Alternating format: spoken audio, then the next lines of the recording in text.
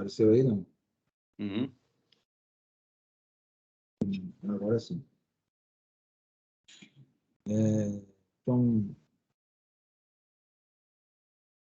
Então, boa noite, pessoal. Hoje nós estamos iniciando nova atividade do Clube dos Cirurgiões. E hoje nós temos a honra de receber o professor Alisson Tissuji, que é cirurgião do aparelho digestivo, trabalha no Hospital Santa Cruz. Também foi professor da Universidade 9 de Julho, nós temos uma aluna aqui, Ana Rosa, foi diretor de faculdade, foi chefe de residência médica, foi criador da residência médica do Nardim, no hospital lá de Mauá, e sim, foi residente em cirurgia do aparelho digestivo no Hospital Mandaqui, trabalha comigo, né, na parte de cirurgia bariátrica, é um cirurgião bastante competente, bem conhecido, amplo conhecimento na área cirúrgica. Então, e ele foi convidado, temos uma honra de falar sobre o atendimento inicial ao politraumatizado, que é um assunto bastante importante, visto que o atendimento adequado resulta principalmente no resultado na sobrevida da vítima. Então, esse é um assunto muito importante, inclusive que o Brasil é um dos campeões em acidentados no mundo, e esse é um tema de bastante importância para a parte clínica e para todos nós. É uma atualização bastante importante. Então, eu gostaria de dar boas-vindas ao Dr. Alisson e agradecer a sua participação e colaboração ao Clube dos Cirurgiões. Obrigado. Vamos lá, então. Boa noite, pessoal. Na verdade, o Louro sempre usa palavras muito amáveis, né? É uma honra estar aqui com vocês, dividir um pouquinho do que a gente faz, né? E vamos falar um pouquinho de trauma, então. Eu vou compartilhar a tela aqui.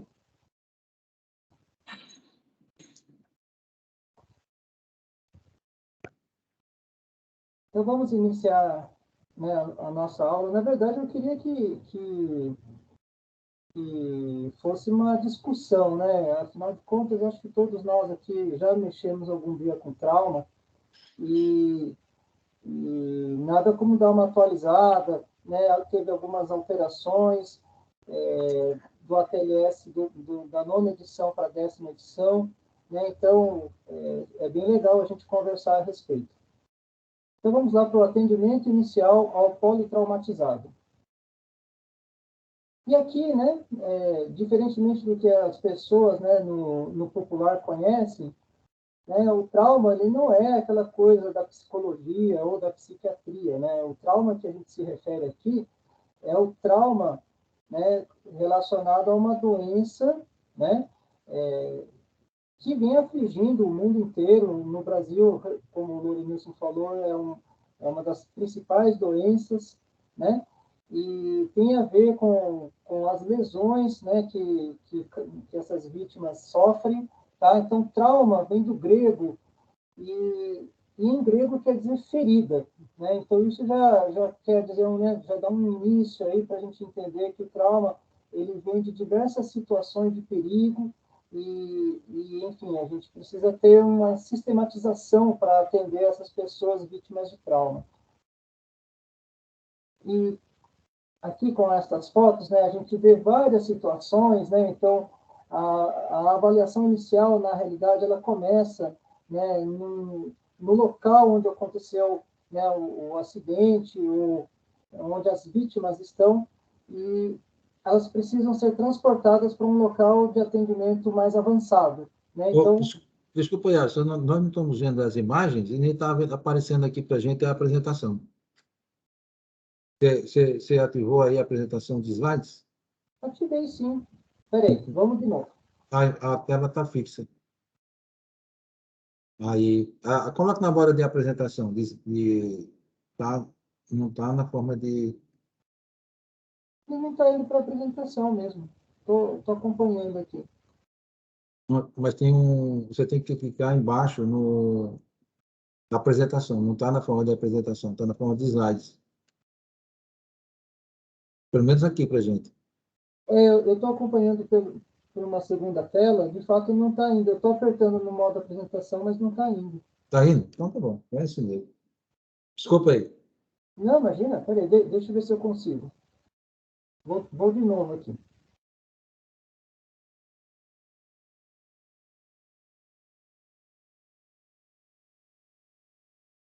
Bom, agora vocês estão me vendo, né?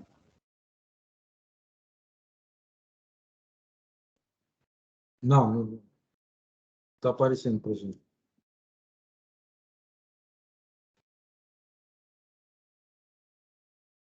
Agora sim, agora eu estou te vendo. Tá. Agora eu vou colocar aqui na apresentação novamente. Sumiu de novo.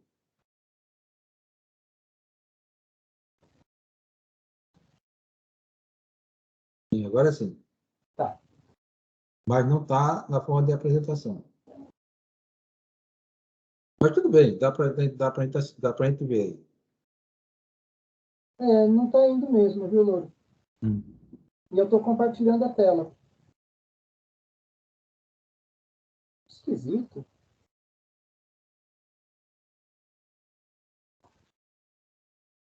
Deixa eu tentar uma última vez aqui.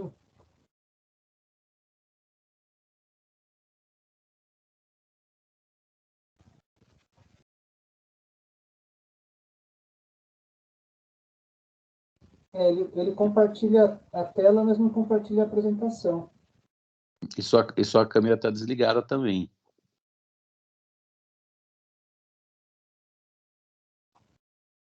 Só dá para aparecer o A.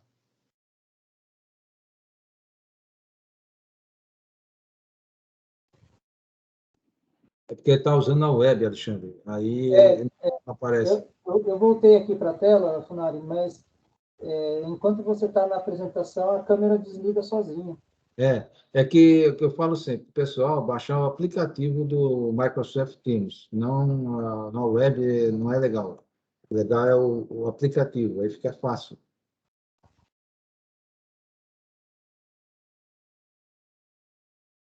Deixa eu ver agora se vai.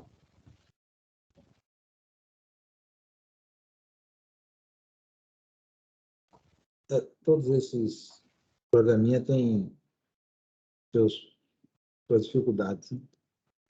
É uma pena, viu? É, Eu vou continuar assim, viu, Lori? tá bom, dá para a gente ver. Então tá bom. Tinha algumas animações que eu tinha preparado, mas então vai ficar a tela sem animações, né? Bom, então, voltando aqui, né? A gente estava falando do trauma, das várias situações de trauma e, portanto, a gente necessita de treinamento. Até porque, neste quesito, né, o atendimento ao trauma, ele depende do tempo, né? Então, o tempo que vale muito. Quanto mais rápido você conseguir solucionar os diversos problemas, né, os diversos desafios, maior a chance do seu paciente sobreviver. Então, continuando aqui, né? Então, agora ele não está nem mudando de tela.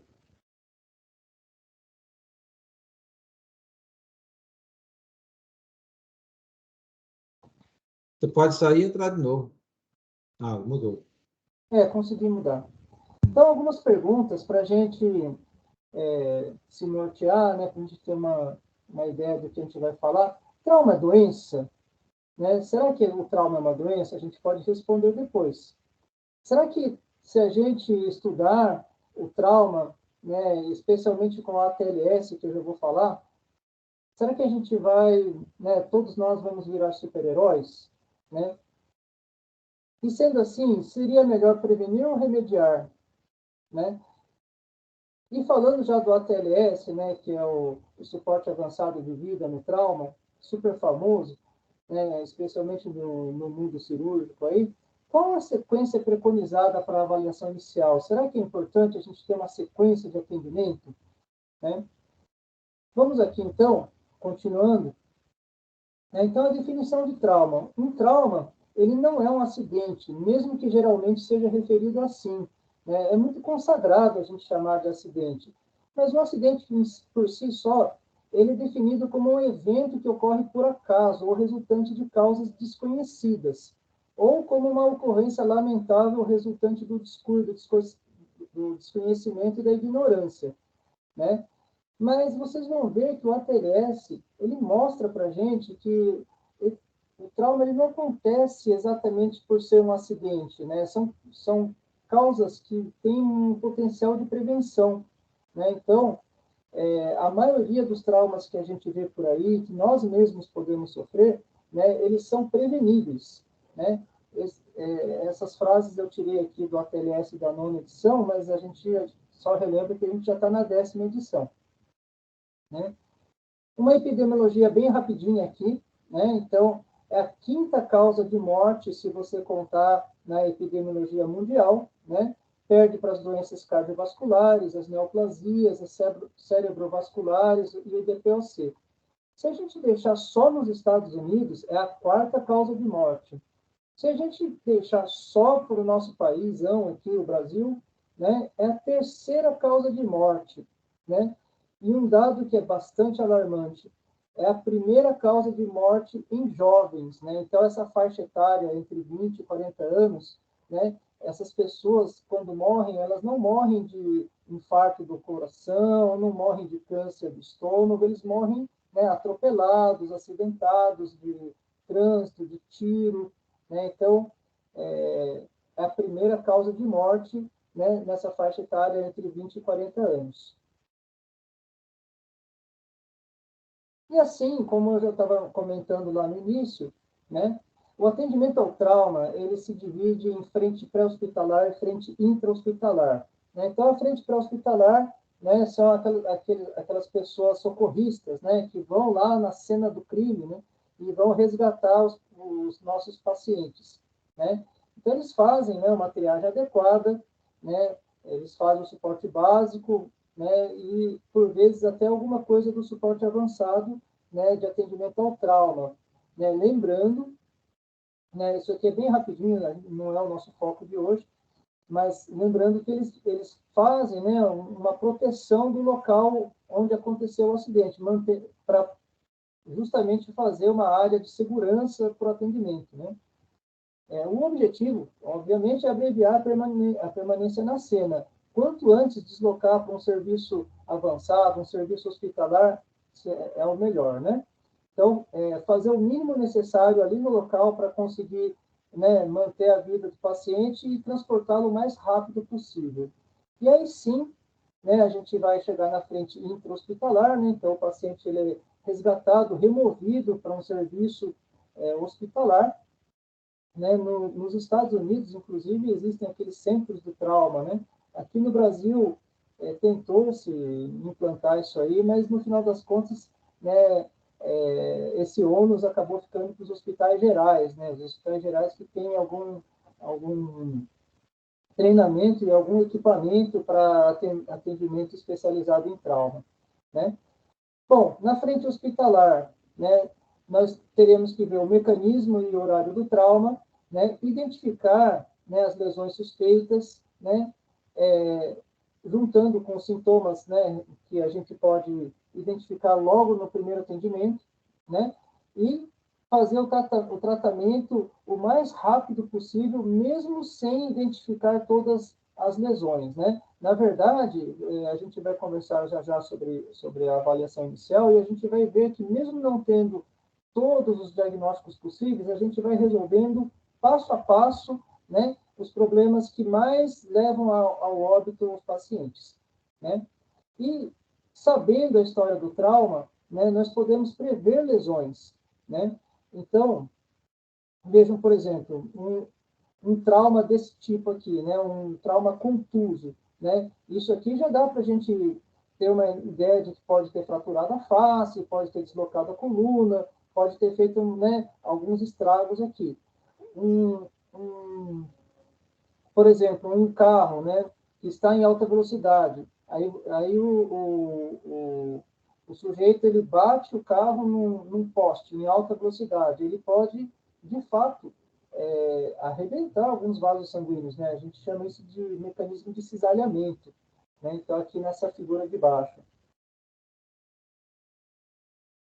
Né? Traumas penetrantes, né? Então, são os traumas, né, advindos de ferimentos de arma de fogo, né, até mesmo de arma branca, né? Então, quando você tem uma ideia, né, pela história do que aconteceu, você já tem uma ideia dos possíveis traumas, das possíveis lesões que o trauma pode ter, efetivado no paciente.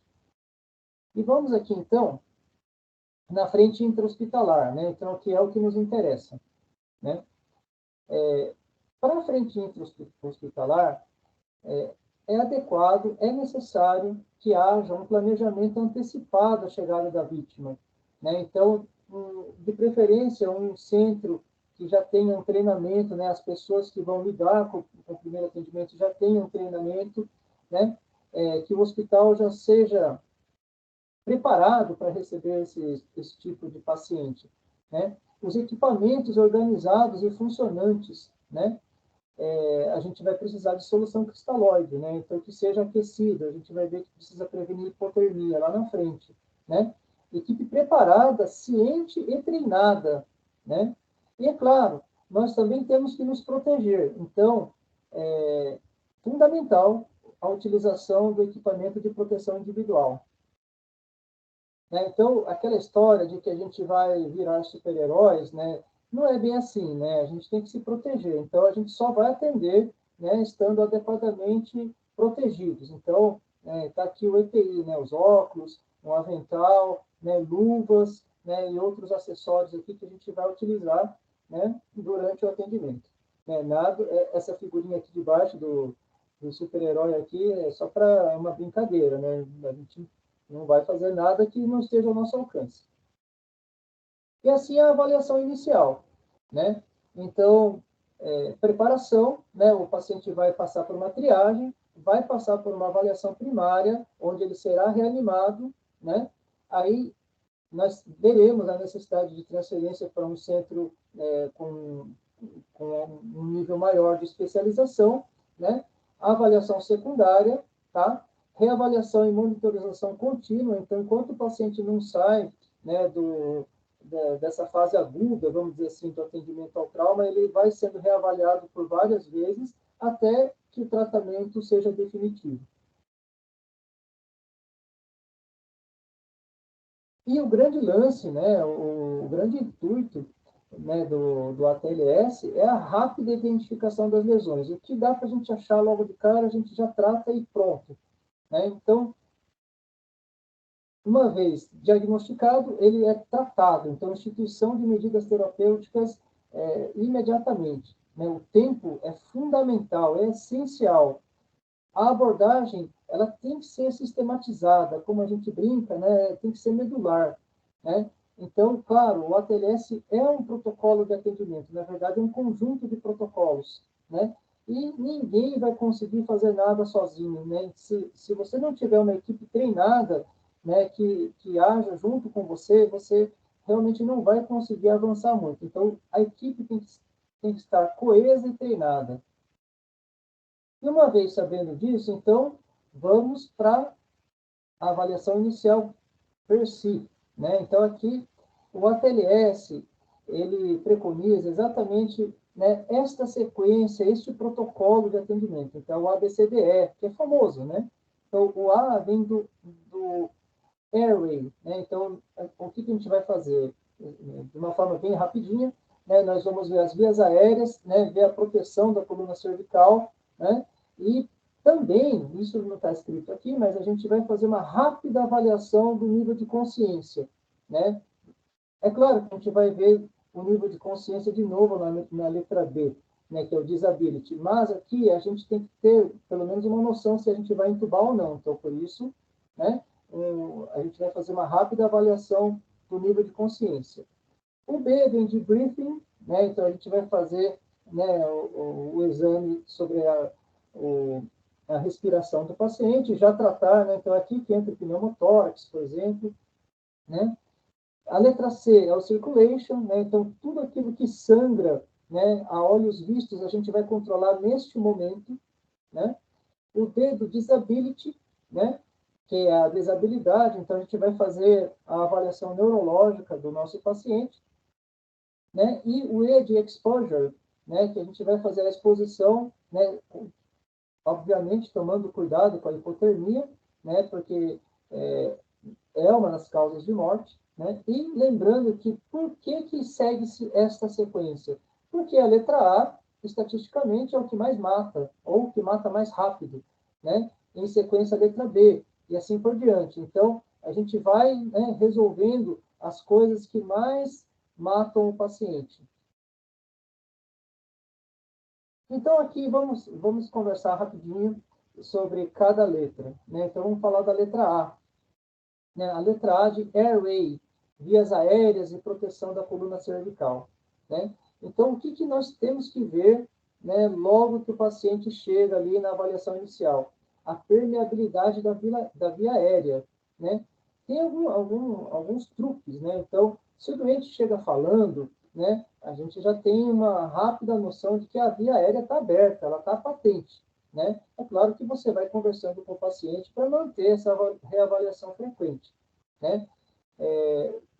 O rebaixamento do nível de consciência, então, a gente não vai ficar aplicando todos os scores da escala de coma de Glasgow, mas a gente tem que ver, né, minimamente, se o paciente está com Glasgow 15, né, ou se ele já tem, né, indicação de intubação ali mesmo, né? Em geral, por que o paciente ele não está conversando com você, né?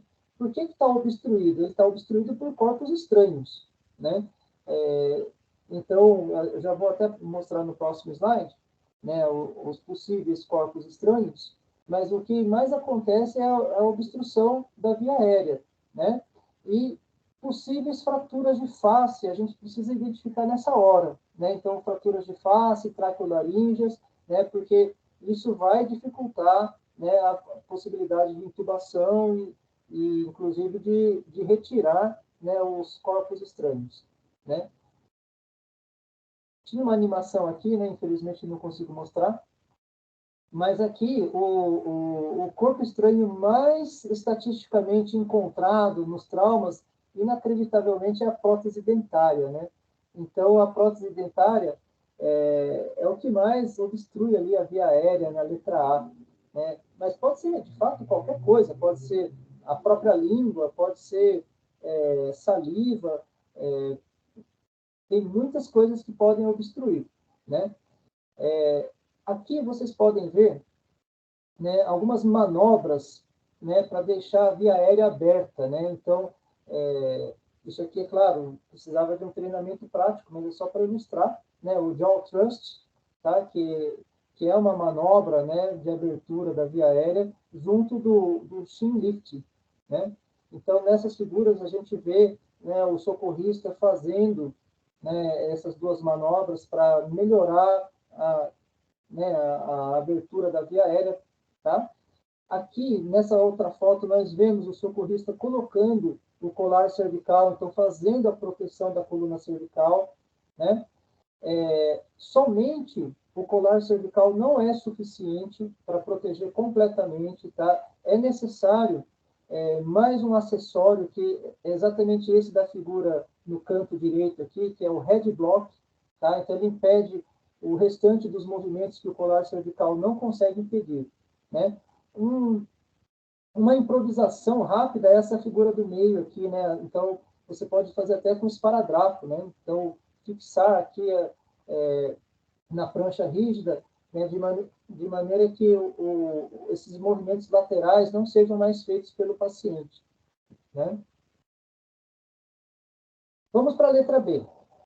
Então, a letra B, né, o briefing de respiração, né? Então, está aqui o grande objetivo aqui é garantir a troca adequada de gases. Então, você, lá na letra A, já desobstruiu a via aérea, você já colocou o colar cervical e preservou a coluna cervical. E você já fez rapidamente uma avaliação do nível de consciência do paciente, né? Agora, então, você resolveu a letra A, você pode passar para a letra B, né?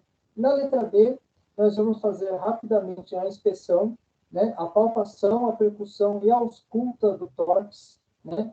Então, obviamente, essas coisas não são feitas com uma pessoa só, né? Então, toda a equipe está trabalhando, né? Então, alguém está vendo a frequência respiratória, alguém está examinando a expansibilidade torácica, né?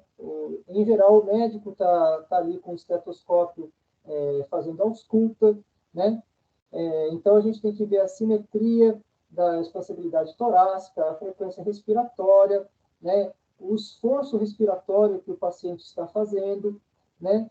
O murmúrio vesicular está bilateral, né? Uma vez que você nota que tem um dos lados, né, com o murmúrio abolido, né, a gente não vai deixar para depois, a gente vai fazer já a drenagem de tórax, né? Eu tenho a impressão de que desse lado direito não tem murmúrio. Deixa eu examinar de novo e já vou partir para a drenagem de tórax. Isso tem que ser resolvido agora, né? Temos que instalar, né, a máscara de oxigênio, né? Então, 12 a 15 litros por minuto, né? E, mais uma vez, né, identificar e tratar rapidamente as lesões que comprometam a ventilação, né? Então, um hemotórax, por exemplo, você percute lá, tá com aquele som, né, maciço, então, hora de drenar, né? Então, aqui a gente faz a drenagem de tórax, a gente não passa, né, para o próximo passo sem resolver a letra B. Vamos para o próximo slide aqui. E vamos, então, agora a gente já examinou o paciente na letra B, né? Então, resolvemos todos os problemas respiratórios, né, do paciente. Agora a gente vai ver o sangramento, a letra C, né? Então, circulation. Nessa fase da avaliação inicial, né, a gente vai se preocupar com o choque, né? Então, o choque no trauma, é claro, né, pessoal, existem vários tipos de choque, mas a gente vai, no trauma, sempre pensar primeiro no choque hipovolêmico, né? Basicamente o choque hemorrágico, né? Até que se prove o contrário. É claro que o paciente pode ter um choque neurogênico, um choque cardiogênico, choque séptico talvez menos, né? Talvez não tenha dado tempo, mas você chegou com o paciente advindo de um trauma, você sempre vai pensar inicialmente, primariamente, no choque hemorrágico, né? Vamos lembrar que a frequência cardíaca tem alta sensibilidade e é o mais precoce dos sinais que você pode encontrar, né? Quando o seu paciente já está hipotenso, a gente já está perdendo ele, já é um sinal tardio, né? Essa tabela aqui é uma tabela bastante conhecida, bastante importante, né? Que fala sobre o grau, né? Sobre a classe do choque hemorrágico, né? Então, né, é claro, a gente não vai hoje discutir essa tabela inteira, né? Mas é só para ter uma ideia de qual seria a perda sanguínea, né? De um paciente com choque hemorrágico classe 1, né? Então, na nossa cabeça, a gente tem que ter um pouco desses valores, né? Então, classe 1 até 750 ml de sangue, né? O classe 2 está entre 750 e 1.500, o 3 entre 1.500 e 2.000 e o 4 mais de 2.000. Eu costumo pensar, até de forma prática, né? Porque isso aqui tem que ser bem gravado, né, na nossa cabeça, eu costumo pensar assim, classe 1 é 500, o 2 é 1.000, 3, 1.500 e o 4, 2.000. Né, para ficar mais simples, né? Alguns itens aqui dessa tabela que são bastante importantes. Então, por exemplo, a frequência cardíaca, né? No classe 1, vejam vocês que a frequência ainda não aumentou, é uma frequência cardíaca menor que 100, né? O classe 2 já está lá, né? 100 entre 120. Né? Quando o sujeito chega com mais de 140, ele está grave, ele provavelmente está hipotenso, né? Então, mais uma vez, quando a gente pega o paciente hipotenso, é porque já está numa fase mais tardia, está bem mais grave, né? Vamos lá, então. A letra C é um momento, né, da avaliação inicial que a gente tem mais coisas para ver, vamos dizer assim, né? Então, vamos citar os principais, né? A primeira coisa, obviamente, é identificar hemorragia. Então, aquelas hemorragias óbvias, elas precisam ser estancadas de imediato, né? O acesso venoso calibroso, isso aqui, até a 9ª edição do ATLS, era preconizado que você deveria pegar dois acessos venosos calibrosos, né? Então, é aquela brincadeira, né? Que a gente vai pegar o Gelco 14, né? E vai colocar um em cada braço, né? De fato, hoje, na 10ª edição do ATLS, que é a última, né? Inclusive, isso aí já não está mais preconizado, né? Então, o que se fala é você pegar um acesso venoso calibroso, né? Lembrando que o calibroso aqui, a gente vai entender que é um gelco, né? É um abocate, no mínimo número 18, né? Então, o 18, o 16 e o 14, no mínimo tem que ser o 18, tá? Então, a gente vai pegar pelo menos um acesso venoso calibroso, de preferência no membro superior, tá? Para infusão de cristalóide, tá? Se necessário, isso aqui é mais, talvez no caso da pediatria, né? A gente pode fazer uma punção óssea, né? Eu já tive a oportunidade, vamos dizer assim, não sei se posso falar com oportunidade, de atender uma criança que ninguém conseguia pegar o acesso, né? Então, e também era um hospital humilde, não tinha muitos recursos, né? Então, a gente fez essa função óssea com uma agulha cor-de-rosa, né? Aquela agulha 40x12, e deu muito certo, né? Graças a Deus. Tá? Mas é só para vocês saberem que, na falta de um acesso venoso calibroso, sim, dá para fazer uma função óssea muito bem feita, né? Só requer um pouco de treinamento. Pode dissecar uma veia? Pode dissecar uma veia, tá? Entretanto, dissecar a veia demora, né? Precisa de mãos treinadas e, às vezes, ali você não consegue tempo suficiente ou treinamento suficiente para dissecar uma veia, né? Tá? Então, esse é um momento ruim. Nesse caso, às vezes é melhor você optar pela punção óssea mesmo, né? Que é rápida e prática. A reposição volêmica vigorosa era preconizada até a 9ª edição do ATLS, né? Explico por quê, né? Até porque na tabela anterior, como a gente viu, né? A gente tem que recuperar, né? Fazer uma expansão volêmica para o nosso paciente, né? Só que tem aquele problema, se você faz uma reposição vigorosa com cristalóide aquecido, né? Então, Ringer lactato, soro fisiológico, né? Se você faz essa reposição vigorosa e não estanca o sangramento, então aquele mecanismo da torneira aberta, né? Você mantém a torneira aberta e você coloca mais água dentro do sistema, então a hemorragia fica maior. Isso foi pensado, isso foi estudado, né? Então, na 10ª edição, né? Hoje fala-se sobre fazer essa reposição com um pouco mais de critério. Enquanto você não estancar completamente todos os sangramentos, você vai colocando, né, o cristalóide de acordo com a necessidade do seu paciente.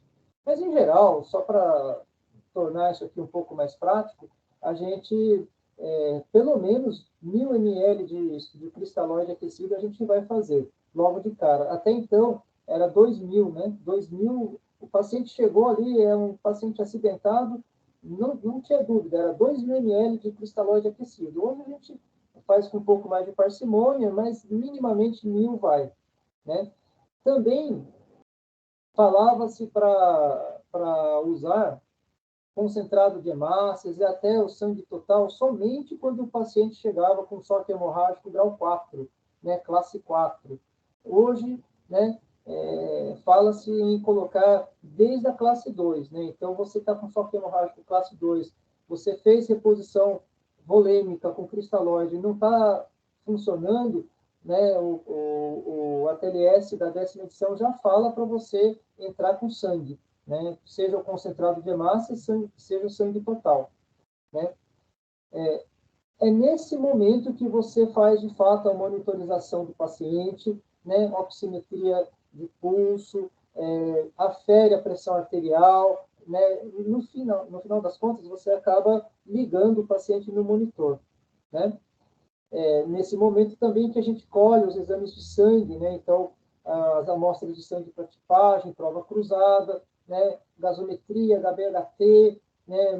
Mulheres, né, em idade fértil vai para o beta-HCG, né? E tudo que você achar necessário, né, nessa hora que você colhe no exame de sangue. Controle de hemorragia, né? Compressão direta, tá? O torniquete ele deve ser usado realmente como último recurso, né? A não ser que realmente o sangramento seja volumoso e seu paciente vai perder a vida por conta disso. Daí você faz o torniquete. Ele tem uma série de problemas, né? Se o paciente não morre de sangramento, ele acaba morrendo depois das escórias que ficam, né, no membro com torniquete. Então, ele é o último recurso, tá? Interna, né, hemorragia interna, não tem jeito, o paciente vai para a cirurgia, né? Então, em geral, sangramentos torácicos, sangramentos abdominais, né, enfim, sangramentos de membros, acabam indo para a cirurgia imediata, né? Tem alguns casos que, né, em centros com mais recursos, você vai poder dispor de embolizações, né? E detalhe que não é detalhe, né? Uma vez que você encontra um paciente acidentado com uma fratura, né? Vamos lembrar que uma fratura faz sangrar bastante, né? Vou dar o exemplo do fêmur, por exemplo. Uma fratura de fêmur, a estimativa de perda de sangue é de 1.500 para 2.500 ml, né? Então, de fato, a perda sanguínea de uma fratura de fêmur é bastante grande. E você consegue estancar isso aí, estabilizando a fratura, né? Então, é uma das coisas que a gente procura na letra C, né? Fraturas óbvias, né? Fraturas muito evidentes, e você já estabiliza essas fraturas.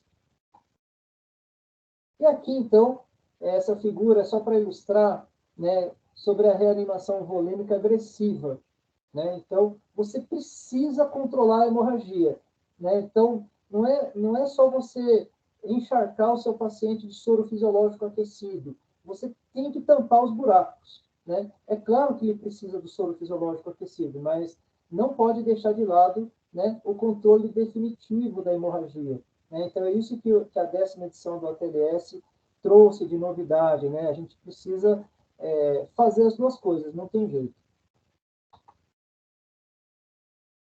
Então, aqui, né, ainda na letra C, né, a gente vai fazer o exame abdominal, né, procurando sinais de hemorragia, sinais de dor, né?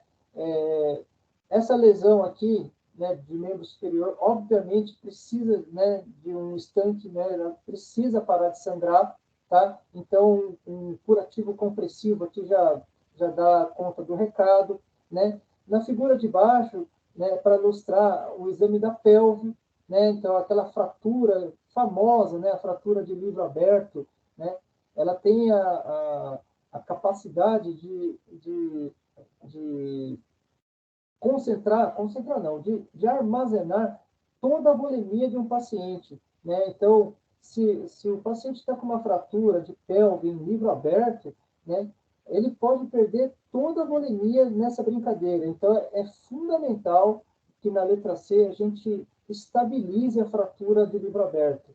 É claro, isso requer um treinamento específico, mas para ilustrar aqui, né?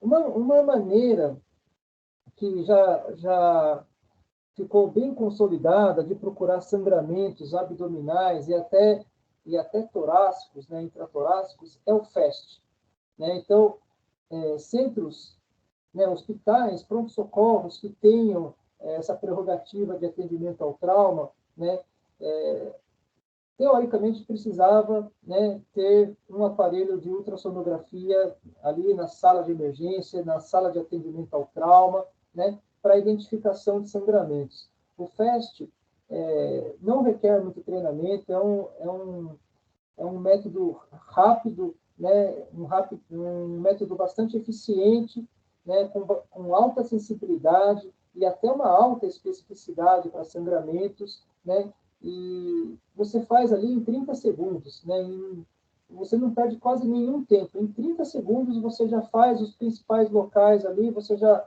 passa o transdutor e já vê, né, onde tem líquido livre, que é o sangramento. Né? Então, isso seria o ideal. Né?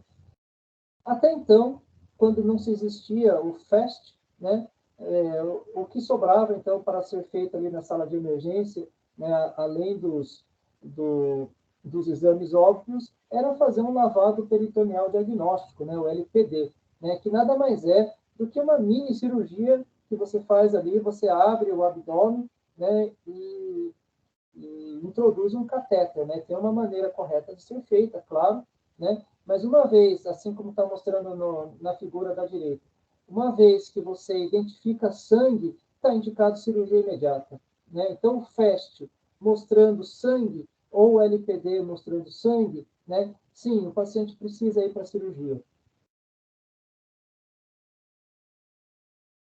Muito bem, nós falamos da letra C, então, né? Então, resolvemos a letra C, né? Isso quer dizer o quê?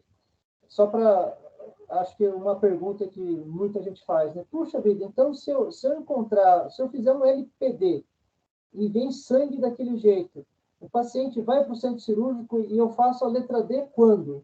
Né? Você faz a letra D dentro do centro cirúrgico. Né? Então, você não atrasa a cirurgia. Na verdade, como a gente estava falando, né? Conforme você vai passando de letra por letra, você vai resolvendo a letra para passar para a próxima. Eu preciso resolver a letra C para passar para a letra D. Né? Então, enquanto o paciente não parar de sangrar, eu não vou avaliar a desabilidade, eu vou resolver o sangramento. Né? Mas uma vez resolvido o sangramento, né, feita a monitorização correta, a expansão volêmica adequada, né, nós vamos para o disability. Né? Então, vamos fazer a avaliação neurológica. E aqui sim, né, a gente vai fazer um pouquinho mais de detalhes, né? A gente vai fazer a escala de coma de Glasgow. Né? Nós vamos avaliar as pupilas do paciente. Né? Se o paciente estiver consciente, né, a gente vai conseguir avaliar déficits focais, a gente vai pedir para o paciente mexer os braços, as pernas, né? Vamos avaliar o rebaixamento do nível de consciência, né? Em geral, se o paciente não tem o trauma crânioencefálico, na medida que você faz, né, a reanimação, a reposição volêmica, né, o paciente melhora do nível de consciência, né? Muitas vezes, a gente vai se deparar com o paciente que usou algum entorpecente, né, bebida alcoólica, uma medicação que afeta o nível neurológico, né?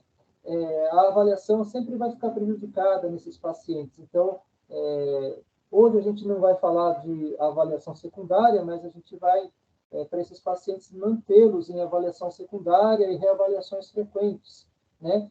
Hipoglicemia é uma causa, às vezes, negligenciada, né, de perda do nível de consciência. Né? Então, hoje, praticamente, tornou-se consagrado você pegar lá e fazer uma glicemia capilar ali na hora. Né? É claro, nem todos os pronto-socorros têm um aparelho de glicemia capilar ali à disposição no pronto-socorro. Né? Se o paciente está com o nível de consciência rebaixado e você não tem muito recurso, às vezes mais vale você já fazer uma injeção de glicose aí do que ficar esperando outras coisas. Né? Então, são uns truques aí que a gente usa. Né? Aqui está a escala de coma de Glasgow. Tá? Essa escala de coma de Glasgow ela já foi atualizada. Então, existe uma escala mais recente, entretanto, aí tem aquelas coisas, né, pessoal? Esta escala de coma de Glasgow é uma escala consagrada, muito consagrada de fato. Então, as pessoas têm dificuldade, muita dificuldade de usar a nova, né, a escala de coma de Glasgow revisada. Então, por mais que o pessoal reitere de usar a escala de coma de Glasgow revisada, não tem jeito. A escala de coma consagrada é esta, né? Está aqui de uma forma bem explícita essa tabelinha que ela precisa ser decorada, né? Não é difícil. Então, a pontuação máxima dessa escala, desse score, é o 15, né? Pontuando 8 ou menos, né? Acho que é um pouco chovendo no molhado, mas é só para lembrar que o paciente precisa de intubação orotraqueal, né? Precisa de ventilação mecânica, tá? Eu já tive o desprazer e foi mais de uma vez, de receber um paciente grave ali na sala de emergência e o colega falar que estava com escala de coma de Glasgow de 0, né? Essas coisas, infelizmente, acontecem, né? Mas é por isso que a gente precisa de treinamento, né? Aqui está a avaliação das pupilas, né? Nessa primeira figura aqui de cima, vocês veem, né? Um paciente com uma midríase à esquerda. Eu acho que para quem tem uma certa dificuldade de lembrar, né? Eu, por exemplo, eu sempre falo isso. Eu tinha dificuldade de saber se midríase era a pupila pequena ou se era a pupila grande, né?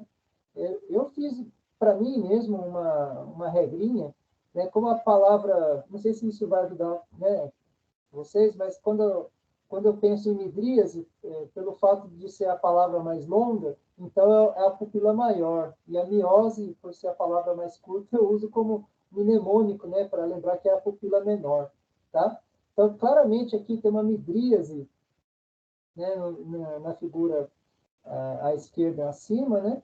A figura abaixo mostra aqui, então, o paciente sendo examinado, né? Então, você coloca o paciente num ambiente escuro, né? E você joga uma luz na pupila, né? Você está vendo aqui a reatividade da pupila, né?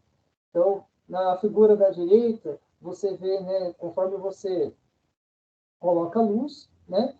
Você consegue ver, né, a pupila ela é reativa, né? Então ela sai de um tamanho original e fica menor, então fica miótica, tá?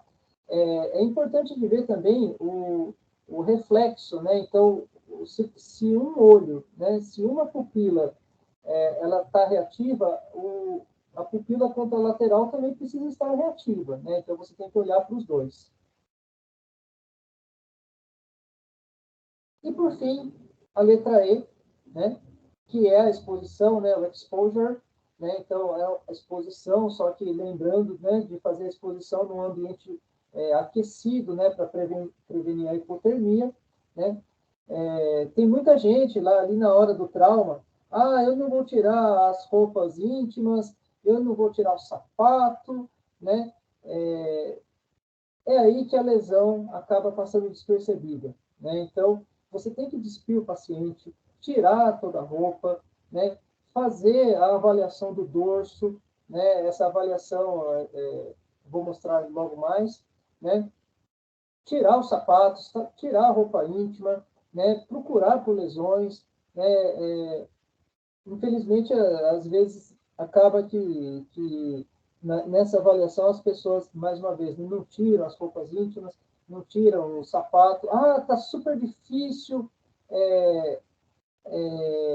o paciente está com uma jaqueta que não consigo tirar, né? Ele está inconsciente ali. Quando chegar uma situação dessas, não se pode ter muita dúvida, não. Tem que pegar e cortar a roupa do paciente. Mas é uma roupa caríssima, não sei o quê. Bom, né? Ou é a roupa ou é o paciente, né? Não vai ter jeito, né? Aquecer a vítima, então, cobrir a vítima com cobertores, né? A gente já começou a fazer a recuperação da temperatura com o cristalóide aquecido, né? O ambiente precisa ter uma temperatura, né, um pouco maior, né, justamente para aquecer o paciente. Vamos lembrar que nesse momento não é o conforto da equipe, né? Na verdade, é a sobrevivência do paciente, né? Sempre manejar o paciente em bloco, né, para a gente não ter mobilidade da coluna, especialmente, né? Então, para o exame de dorso, tem umas figuras logo mais, né? E sempre considerar e não ter muito pudor, não. Você precisa fazer que faça toque retal e toque vaginal, né? Muitas lesões a gente identifica com essas manobras que são até razoáveis, né? São manobras bastante práticas de serem feitas e a gente não faz por conta, né, de pudores ou por conta de dificuldade de acesso, mas você corta a calça e vai lá e vê, né, vê o hematoma no períneo, não tenha dúvida, vai lá e faz o toque retal. Então, aqui mostrando, né, o paciente sendo movimentado em bloco, né, na figura do meio, na figura da direita, os socorristas fazendo treinamento aqui para como que eu coloco na prancha rígida, né, cobrindo com esse cobertor específico, né, laminado. Tá? Esse cobertor ele faz um aquecimento bastante importante para o paciente, então mantendo, né, a precaução contra a hipotermia. Tá? Tem uma pergunta que as pessoas sempre fazem, né? Quando que eu tiro o paciente da prancha rígida? Né? Lembrando que a prancha rígida também tem os seus problemas, né? Causa algumas lesõezinhas se ficar muito tempo em cima, né? Bom, aqui vai um truque, né? O paciente ele sai da prancha rígida depois que ele né, foi para os exames, né? Então, a avaliação inicial, como vocês viram, eles não têm os exames, né? Então, poxa, cadê o raio-x? Cadê a tomografia? Né? Não são na avaliação inicial, né? Eu já tive o desprazer de ver, isso aconteceu com residentes, né? Os residentes mandaram o paciente para a tomografia, mas não resolveram a letra C, né? Então, eu vi paciente morrendo de sangramento dentro do tomógrafo, sabe? Isso por mais de uma vez, né? Então, o paciente vai para os exames com a prancha rígida e volta para a sala de emergência com a prancha rígida, tá? Você só tira da prancha rígida depois que terminar todas as avaliações, né? E é claro, né, a gente tem que tirar logo para não fazer as úlceras, né, de pressão. Medidas auxiliares que podem, de fato, ajudar na avaliação primária.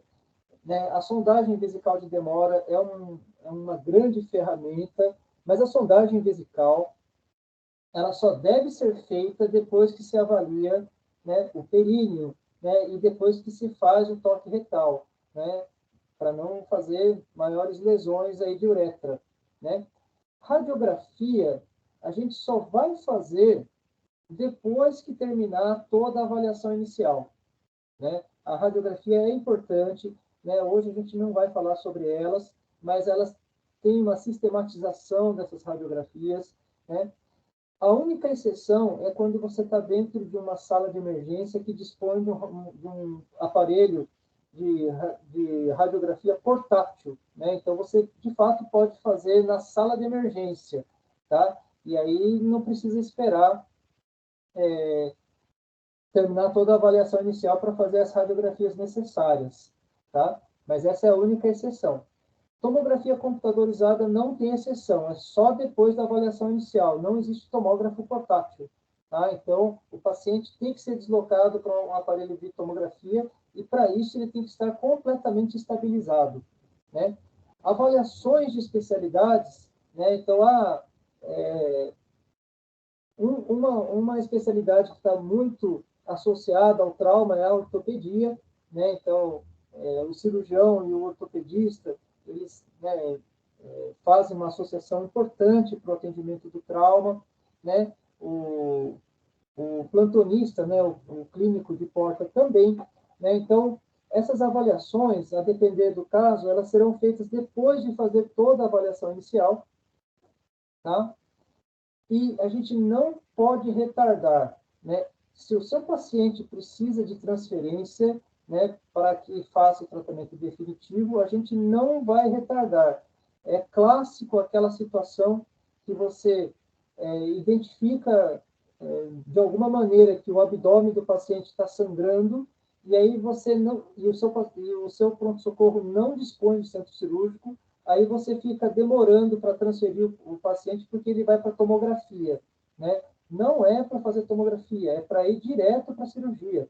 Então, não devemos retardar, né, o tratamento definitivo em troca de um exame, né? A não ser que seu paciente tenha um mínimo de estabilização, mas mesmo assim até mesmo na 10ª edição do ATLS, preconiza-se não ficar demorando, né? Uma vez que você não tem o recurso, você conseguiu fazer todos os passos da avaliação inicial, você tem que acionar a transferência, né? Então, a avaliação secundária só deve ser iniciada após a completa realização da avaliação primária e quando as medidas indicadas para a reanimação tiverem sido adotadas e o doente demonstrar tendência para a normalização de suas funções vitais. Isso, inclusive, vale para a transferência também.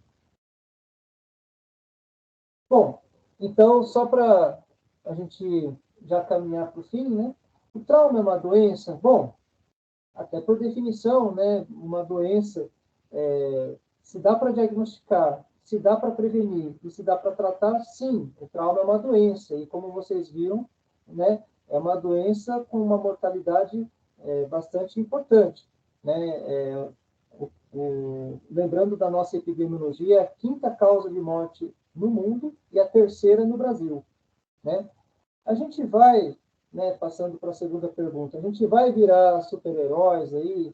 Não, né? Ninguém faz nada sozinho. Se você não tiver a equipe coesa, a equipe treinada, você mesmo treinado, né, com os equipamentos adequados, sem essas coisas não há milagres, né? Melhor prevenir ou remediar? Acho que essa pergunta é até um pouco óbvia, né? Mas é só para cutucar a ferida mesmo, né? Então, a prevenção é a melhor coisa, né? Não dirigir alcoolizado, enfim, prevenir, né, é muito melhor do que remediar no trauma. E acho que na maioria das doenças, né? Qual a sequência preconizada para a avaliação inicial? Hoje eu dei uma pinceladinha, né? Seria muita ousadia achar que a gente vai aprender a fazer a avaliação inicial com essa conversa aqui de 1 hora, né? Isso é impossível. O treinamento de ATLS é um livro inteiro, né? Você passa vários dias lendo e relendo e estudando o assunto, até que você vai lá, faz o treinamento prático, né, de um final de semana, e depois que você faz o treinamento, você ainda continua, né, fazendo treinamento no seu pronto-socorro. Então, não é uma coisa que vai aprender, né, em tão pouquíssimo tempo, mas pelo menos para a gente, né, ter uma ideia do que é a avaliação inicial, né, as novidades e tal, né? Bom, pessoal, então a gente está chegando no final, né? Essa é a avaliação inicial. É claro, tem a avaliação secundária, mas não é o tema de hoje, né? E só para realmente finalizar aqui, né? Uma ilustração aqui sobre o criador do ATLS, né? Que o James Steiner, ele era um ortopedista, né? Que estava voando num avião pequeno com a família, né, e eles caíram numa montanha, né? E nessa época, lá em 1976, ainda não existia, né, o ATLS. E, bom, a esposa dele morreu no local, né? Ele conseguiu ir para um hospital com os filhos, né? E só que ele próprio, mesmo não tendo ATLS, né, ele começou a fazer um atendimento local ali no que ele podia fazer, é claro, com limitações muito grandes, né, não tinha nada para ele fazer ali, mas ele começou a fazer as coisas e mesmo dentro do pronto-socorro para onde eles foram levados, ele que acabou organizando o atendimento, porque ele viu que tinha virado uma bagunça. Todo mundo ficou desesperado, né? Ninguém sabia muito bem o que fazer, e foi quando ele disse que quando ele consegue prover um cuidado melhor, né, no local do acidente, né, para as crianças dele, né, aqui fazendo uma tradução livre, né, do que no pronto-socorro, então é porque algo está errado, né? Se o pronto-socorro devia dar conta de fazer o atendimento com excelência, mas no final estava todo mundo batendo cabeça, né, desesperado, sem saber o que fazer e, né, aumentando a mortalidade das vítimas. Tá? Então, a partir desse ponto aí, o marco inicial, né, que pensou-se em sistematizar o atendimento ao traumatizado e hoje, né, é o que a gente tem aqui, né, é um atendimento eficiente, prático, e que todo médico que lida com pronto-socorro, né, deve ter conhecimento e treinamento. Muito obrigado, pessoal. Eu que agradeço a sua participação, Alisson, foi muito bacana, foi uma excelente apresentação. Temos a aluna, Ana Rosa, como o tema é feito para a aluna, não sei se ela quer fazer algum tipo de pergunta, vamos esperar. Oi, eu gostei bastante da palestra. Eu, inclusive, mostrei para minha irmã, que a minha irmã é piloto de avião, né? Aí eu mostrei para ela, falei, vem aqui ver. Ela disse que o atendimento inicial politraumatizado tem muito a ver com aviação, porque o que eles fazem é tratar pane. Então, é uma coisa de cada vez, né? Você tem que seguir o ABCDE. E eu gostei bastante dessa revisão, porque eu tive cirurgia agora, né? E antes disso, eu tive, bem no comecinho desse semestre, eu tive também atendimento politraumatizado, me ajudou bastante. E eu já vi uma palestra do Alisson também na Liga, acho que lá de Mauá, do ABCDE do trauma, e eu gostei bastante. Muito obrigada, Alisson, gostei bastante da sua aula. Sou eu que agradeço. E veja, né, Ana, isso aqui que a gente conversou é só uma pinceladinha, né? Imagine, isso aqui, ele tem que estar grudado no nosso cérebro, sabe? É aquela brincadeira de que esse conhecimento tem que estar medular, né? Então, porque é uma situação assim, quando você atende a vítima do acidente de trânsito, o baleado, o esfaqueado, se você não está com a cabeça bem firme, com esses protocolos na cabeça bem enraizados, você começa a entrar em pânico, né? Você começa a fazer besteira ali, né? E eu já vi isso várias vezes acontecendo, né? O nosso Brasil ele é precário em diversas coisas e, infelizmente, para atendimento ao trauma ainda é um pouco precário, né? De maneira que eu já me, né, já me detive em situações em que eu tive que falar para todo mundo, viu, pessoal, calma, agora vamos fazer assim, todo mundo para a cabeça, e aí vamos lá avaliar a via aérea.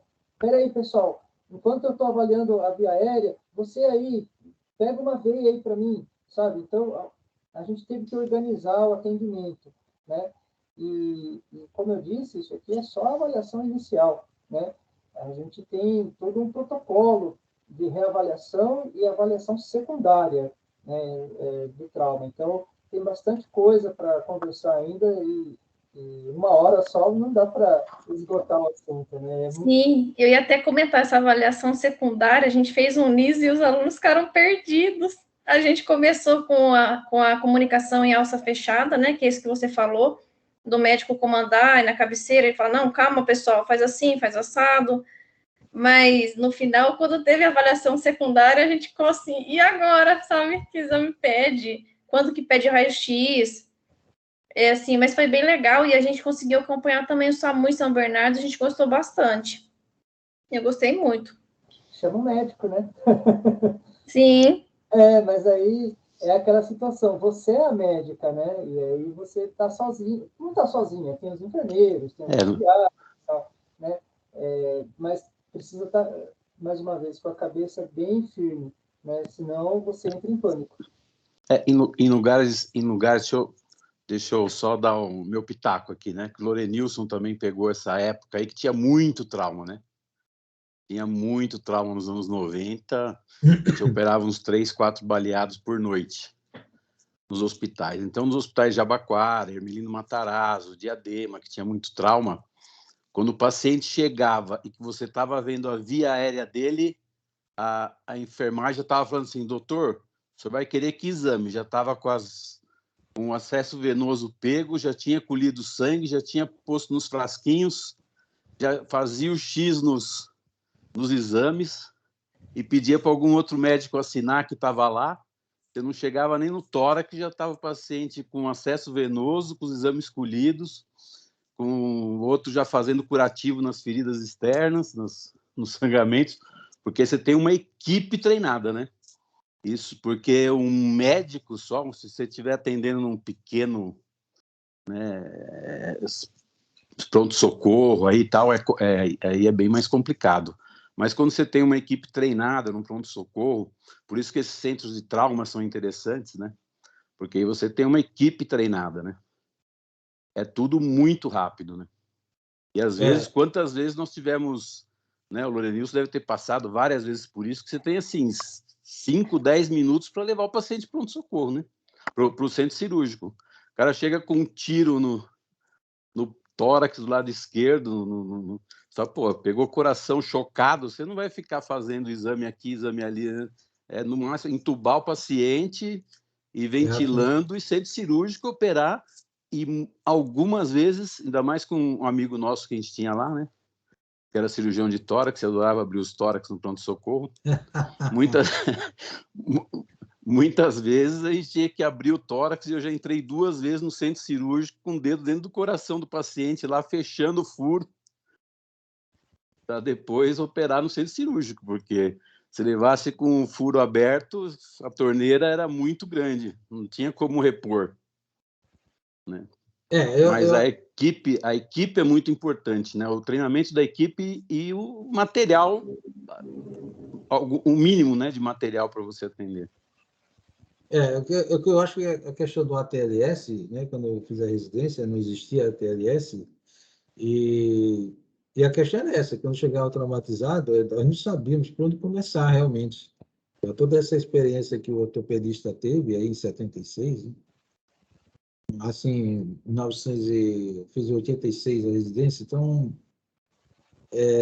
não existia essa metodização, né, do ATLS. Então, o ATLS ele trouxe um grande ganho nesta questão do que a gente fala de metodização do atendimento, do trauma. Isso aí foi muito bom para todo mundo, porque aí consistiu, né, de um atendimento coordenado.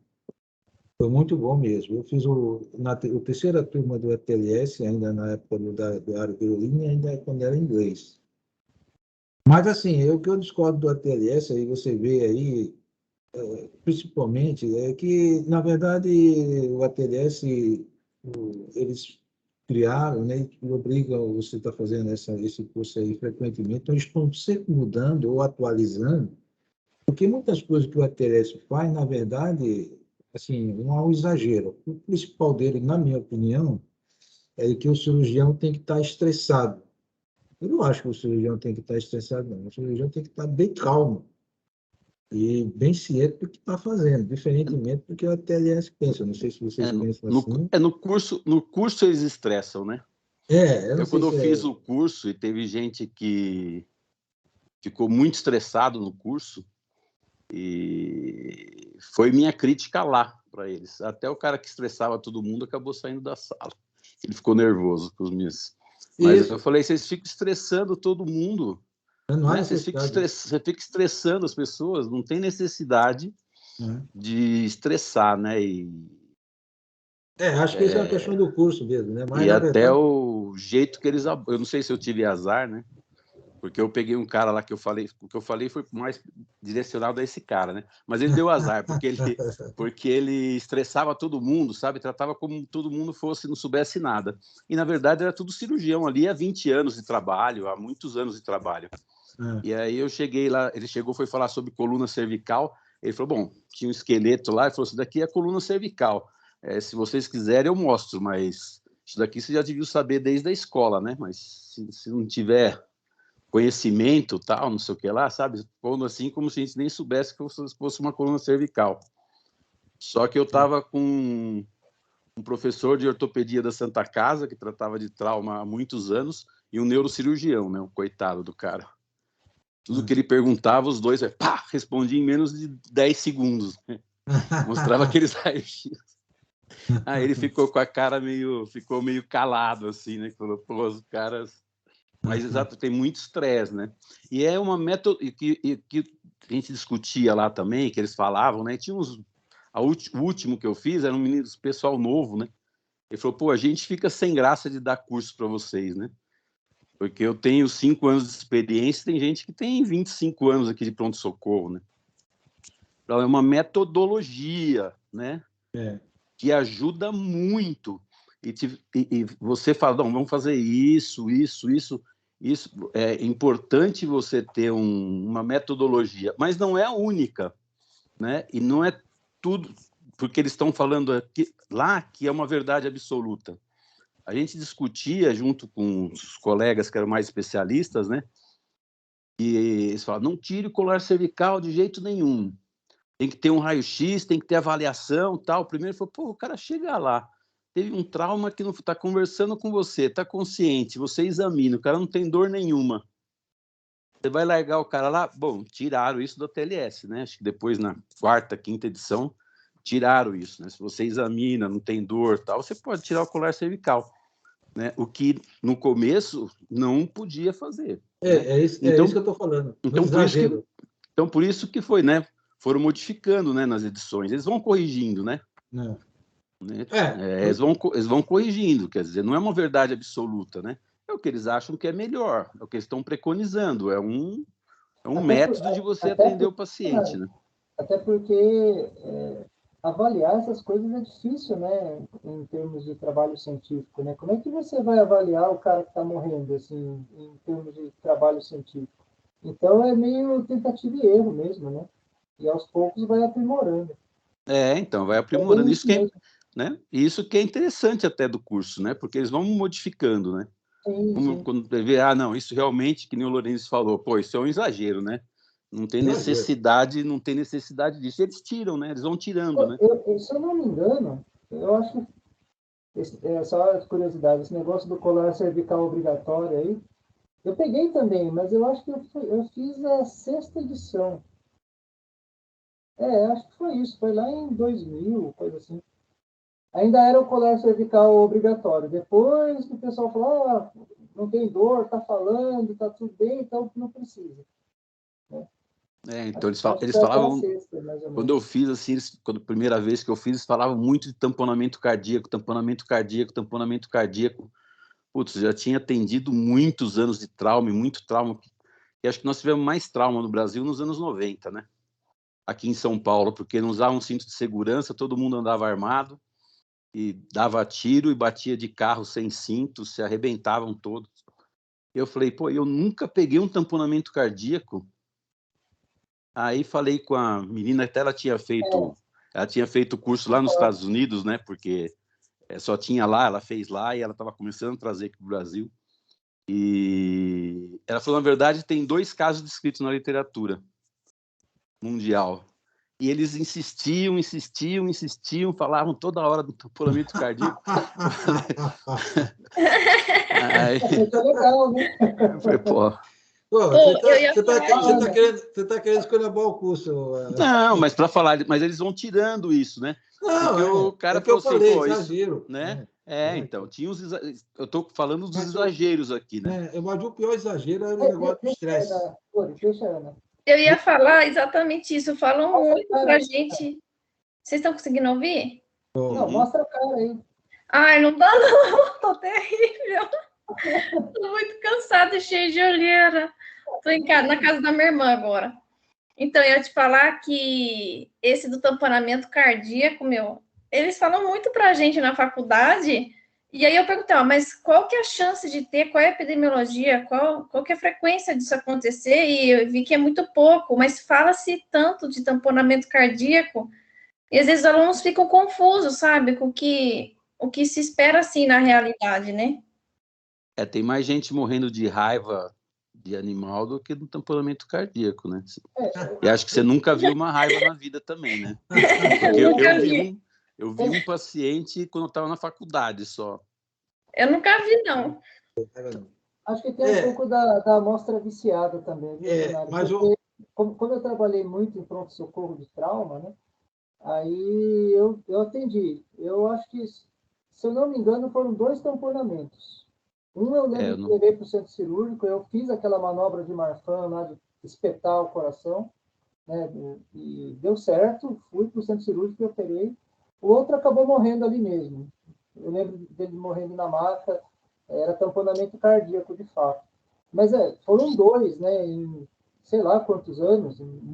Eu em 30 anos eu não peguei. Lógico, eu já operei tamponamento cardíaco clínico, né? Sim, Já sim. já fiz janela pericárdica, mais clínico, né? Mas do trauma. esses 2 aí que eu lembro, né? Porque tem que ser também. trauma fechado, né? Porque o trauma aberto já abre o Sim, né? O concordo. pericárdio já destampou, né? Já vai tudo pro tórax, né? Então é muito raro. E se publica pouco, né? Esses 2 casos seus você não publicou, por exemplo, né? Ou Não, publicou? nem sonhava nessa época, imagina. Então. Então também é subnotificado e quase não tem publicação, né? Hoje, quando eu vejo um caso esquisito, eu pego, vou mostrar isso aqui no congresso. Mas naquela época, eu acho, nem pensar, né? Era isso aí. Mas eu acho assim, umas coisas que modificaram muito o trauma. Primeiro, o bombeiro começou a trazer os traumatizados, que antes vinham nos carros da polícia, o cara jogado, tudo torto, jogado na traseira do carro. Depois fizeram o SAMU, né? Que também tinha um atendimento mais padronizado, né? Melhorou muito o atendimento no trauma, o paciente chegava melhor para a gente.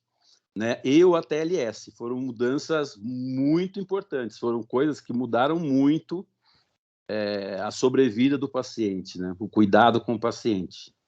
Eu acho que esse atendimento pré melhorou muito do que era nos anos 80, né, Lourenço? Nós começamos no 80, né? Você fez a residência em 86, né? Não existia, não era nem o bombeiro que pegava e nem existia SAMU, né? Vinha num táxi, vinha no carro da polícia lá atrás, jogado, e melhorou bastante. E depois, no atendimento hospitalar, realmente o ATLS melhorou muito, porque muita gente ficava perdido no trauma, né? Foi um grande avanço no mundo, né? E aqui a gente deu para a gente sentir que realmente melhorou muito, né? Você tem que ter, se não for ATLS, uma outra padronização, né? Pode existir até uma outra padronização, mas eu acho que é a que mais foi a franquia que mais deu certo, né, no mundo. Não, Bem você disse, é uma foi muito franquia. boa. E melhorou bastante. Não, foi muito boa. Não, eu acho que é isso aí. A produção da metodização do atendimento, né, que o ATLS trouxe, foi fantástico, porque não existia antes. Realmente, a gente não sabia nem por onde começar. E isso deu esse conhecimento, né, importante para o atendimento. É uma segurança até, né, para quem É. atende, né? Bom, pessoal, é o seguinte, já são 21h35, acho que vamos encerrar, né? O Edson já está com cara de sono ali. Edson, você quer falar alguma coisa? O Edson está com cara de... Parabéns pela aula, acho que foi um tema bem oportuno com as devidas atualizações, né? E uma boa revisão. Eu achei interessante esse porque eu estou aposentado agora, não tenho acompanhado muito, né?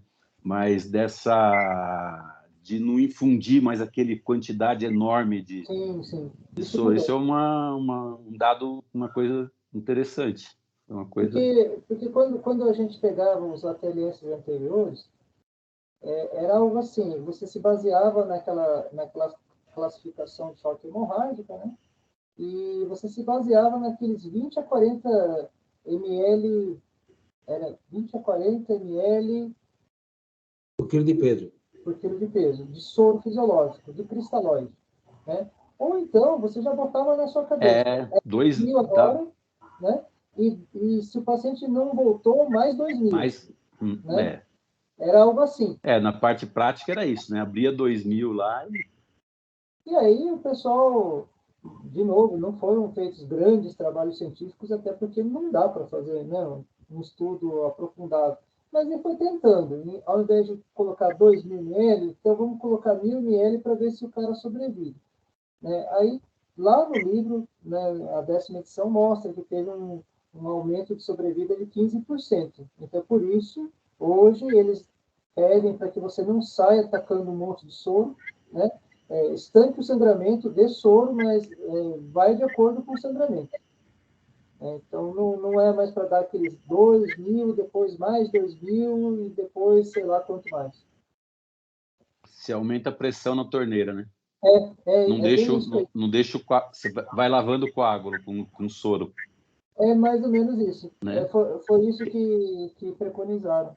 E Que aí, que quem opera, né? Quando você opera esses pacientes, ele não sangra mais, né? Sai soro, né? Sai soro, sai aquele sangue que não coagula mais, né? sim, e isso quer dizer que melhorou um pouco para a enfermagem também, porque antes a enfermagem ficava muito aflita, né? Eu tenho que pegar 2 acessos com gel com 14, né?